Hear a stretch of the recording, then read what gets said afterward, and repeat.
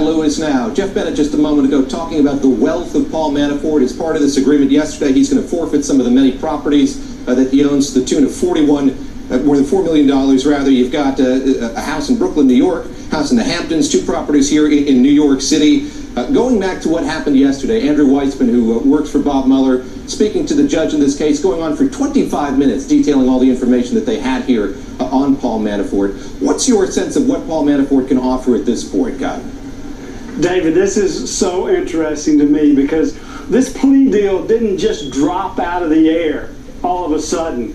It's as a result of conversations that go back and forth between the prosecutors and the defense lawyers. Having done this many, many times on both sides, look, I don't buy, as a prosecutor, I never bought a pig in a poke. In other words, I sat down, I talked about what he can give, what the information is, and how much testimony, how much information, the quality of information, what's it going to be? And remember, in this plea deal, they capped his exposure.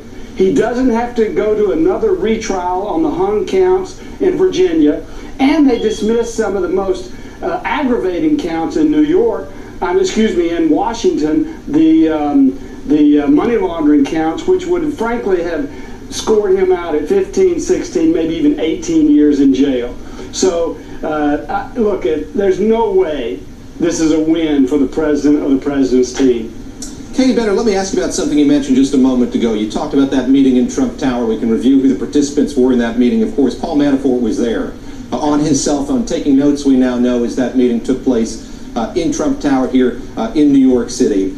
We also know a lot more about his relationship to a lot of the principals here and what his business dealings were like. You were talking just a moment ago about the relationships he had with Vin Weber, the former congressman, with Greg Craig, who was a former White House counsel for President Obama, who was employed by Skadden, and just that web, that lobbying web in Washington, D.C. What more do we know about it from the information that we saw yesterday? Sure. We know that the government wants to crack down on violations of illegal foreign lobbying, unregistered foreign lobbying. It's taken over so much of Washington, D.C. and the lobbying industry. The Justice Department is clearly sending a signal saying this is going to stop. So Paul Manafort, he was the pioneer of foreign lobbying. He was the pioneer of helping oligarchs and despots in other countries sort of whitewash their images here in the United States. And of course, the government's going to want to extract as much information as they can from him. Also, it's interesting you bring up the Trump Tower meeting.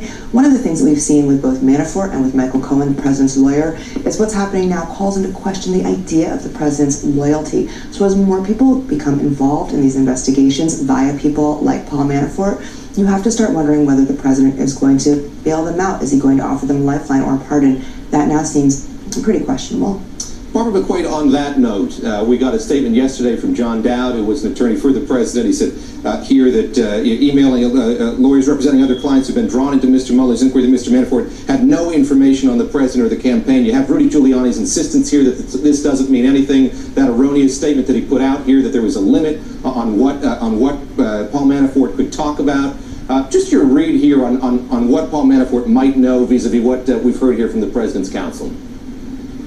Yeah, I think they want to distance themselves from Paul Manafort, not surprisingly. But in fact, Paul Manafort is likely to know an awful lot about collusion. You know, the thing that they always talk about, that what Robert Mueller is really looking for, links between Russia and the Trump campaign. And those are the things, you know, when Manafort was the campaign chairman at a really crucial time during the summer of 2016. That was right after the hacking of the emails of the Democratic National Committee, but before they were disseminated. He was there for that June 2016 Trump Tower meeting. I think he can provide a lot of information about, was there a coordination, was there discussion about how to weaponize those emails?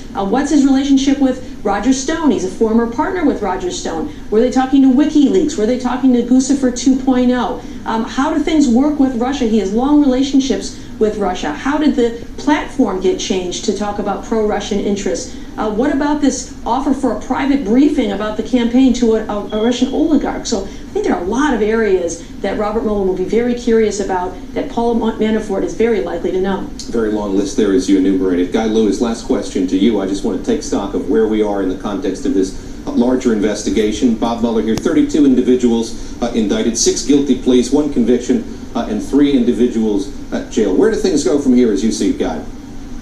Well, I think they're going to sit down with Manafort and they're going to spend days and days debriefing him. I think the prosecutors in New York will be sitting down with Cohen and spending days and days debriefing him and then following up. Remember also, they've also immunized up in New York Weisselberg, the CFO for the Trump organization. So look, the reality of this is you've got Trump's former lawyer, you've got Trump's former CFO, you've got Trump's former campaign chair. I mean, it's starting to line up where the Mueller team's no longer hitting singles. They're hitting triples and home runs. And you're going to see more charges come out of this case right after the elections shortly. All right, Guy Lewis, for that prognostication, Guy, thank you very much. My thanks to Barbara McQuade, Katie Bennett, and Jeff Bennett as well, who covers the White House for us here at NBC News. And still ahead, Florence beginning to fizzle, but the flood fears